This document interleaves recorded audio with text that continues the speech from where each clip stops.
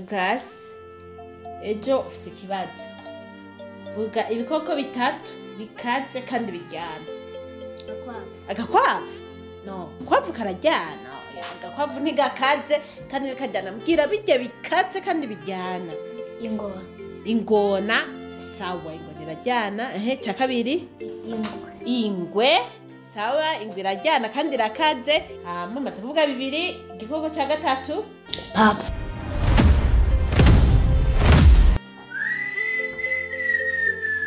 mama yake na mama ewe wamgo urumvise aho ni ugeze wigisha ko jewe wigisha abana ko jewe je ndigikoko jewe papa mukamira mama ivyo wabibonye he wewe jewe rabi nonzu jewe ndabafise ndabo gacuma ko jewe ndigikoko jewe nani son ziba ngene wigisha abana ngene bagisha ibi nivyo biri kurabigisha ubiriza jewe Bega ko je nari nicaye ngandiko ndigisha umwana. Ni wowe ubabwira nta wundi. Wigeze umva je nkuri jambo mukamira. Ni wewe nta wundi babwira. Jewe. Nta wundi. Grace okay. La Grace. Ninde akwigishije ko papa ari gikoko? Bega papa wewe wamuduka ngo umeze nk'igikoko. Wamgo uri mungana wigisha abana. Wibagingana nakuzanye ungana wewe. Uwo wangana nagasurira wewe. Mugarehera bidutamwe kungira ko wewe. Uyu mwana nta bwenge afise. We nturi se wiwe. None ntiyaretswe na nyina. Obana ntiyaretswe na nyina. Si ubimwigisha. Kubera iki? Afata umuvyeyi wiwe akamwita igikoko. Ivyo wamwigishije nivyo. Oya, araba bidukora.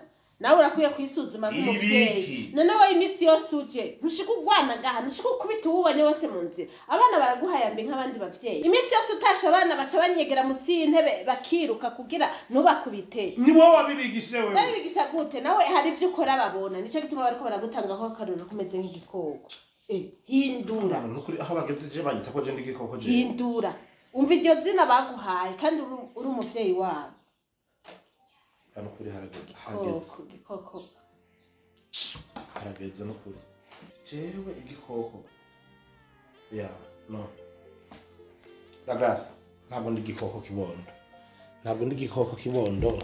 Wasinzosubira kubakarira. Sinzosubira kubakarira. Havira. Sinzosubira kubakarira abantu. Ntabwo ndi igikoko.